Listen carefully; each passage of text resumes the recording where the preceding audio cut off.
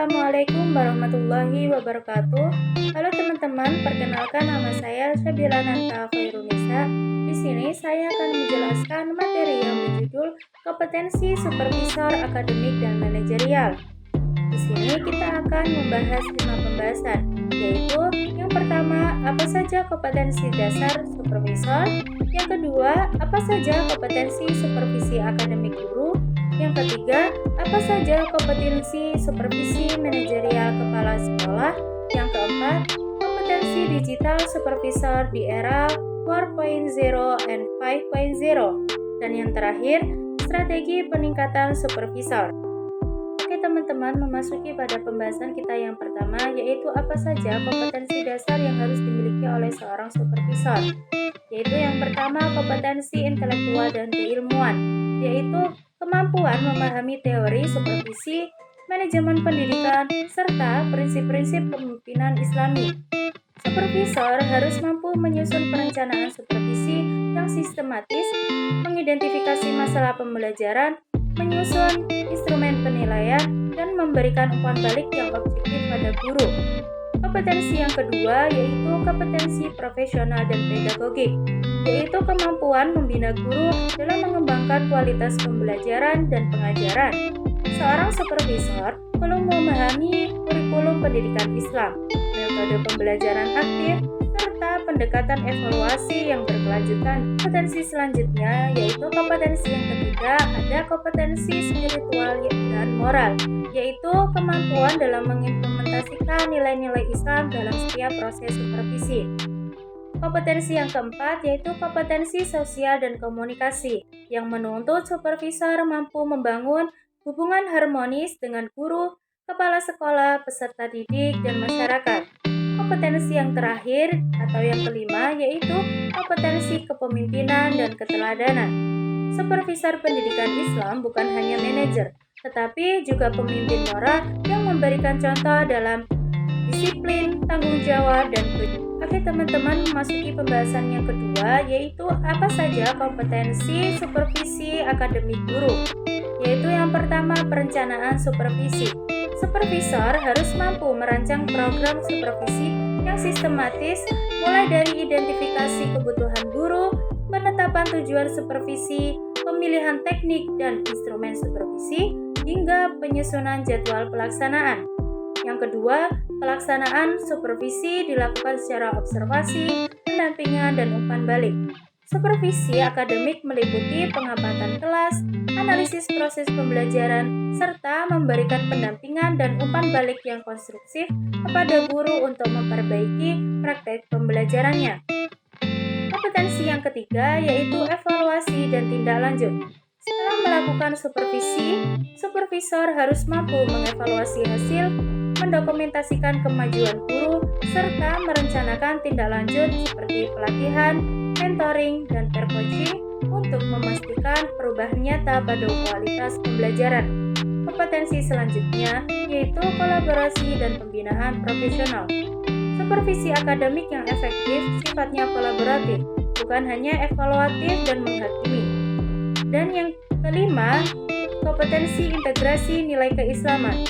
Dalam pendidikan Islam, kompetensi supervisi akademik harus pula mencakup dimensi nilai, memastikan bahwa proses pembelajaran guru tidak hanya teknis saja, tetapi juga memuat elemen keimanan, akhlak, dan tanggung jawab sosial. Memasuki pada kompetensi terakhir yaitu pemanfaatan data dan pengembangan inovasi pembelajaran.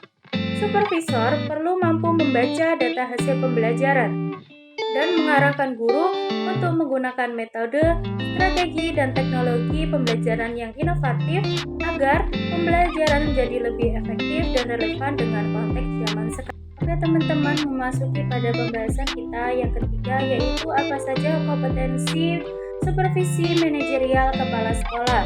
Yaitu yang pertama, kompetensi dalam perencanaan strategis. Kepala sekolah dituntut mampu merumuskan visi, misi, dan tujuan lembaga yang jelas, realistis, dan selaras dengan kebutuhan zaman serta nilai-nilai Islam.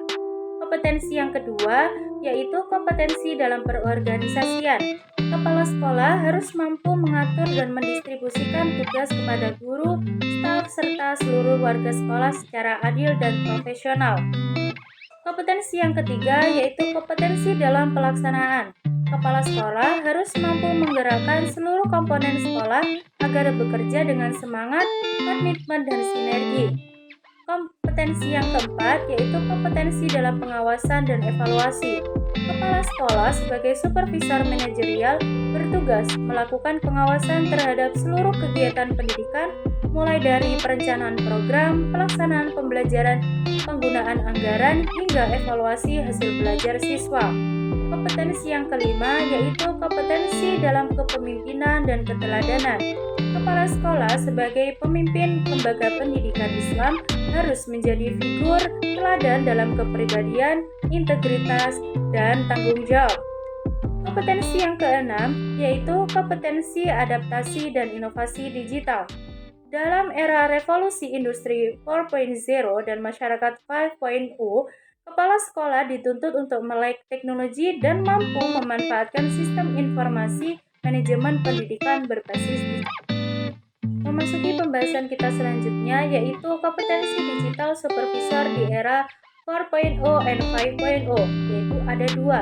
Kemampuan teknis, yaitu kemampuan teknis meliputi penguasaan berbagai perangkat digital seperti Learning Management System atau LMS, aplikasi kolaboratif daring, platform supervisi berbasis data, serta sistem evaluasi digital. Yang kedua yaitu kemampuan adaptif.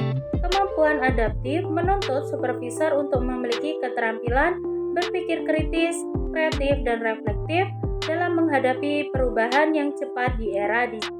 Pembahasan selanjutnya yaitu strategi peningkatan kompetensi.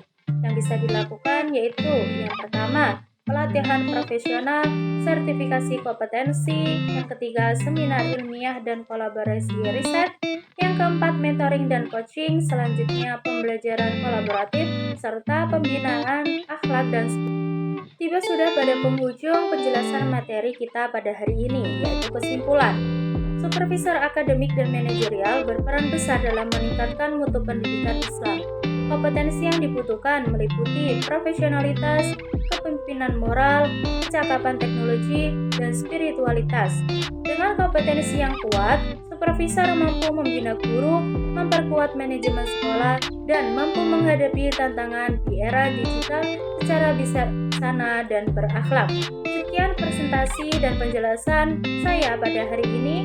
Apabila ada salahnya, saya mohon maaf yang sebesar-besarnya. Wassalamualaikum warahmatullahi wabarakatuh.